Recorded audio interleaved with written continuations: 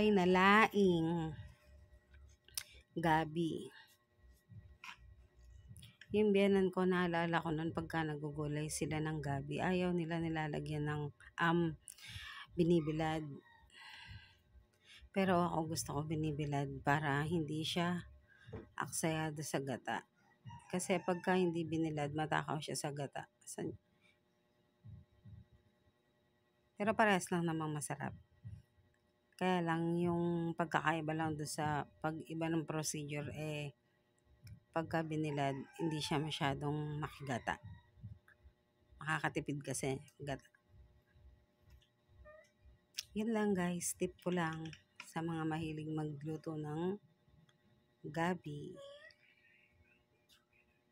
Thank you for watching.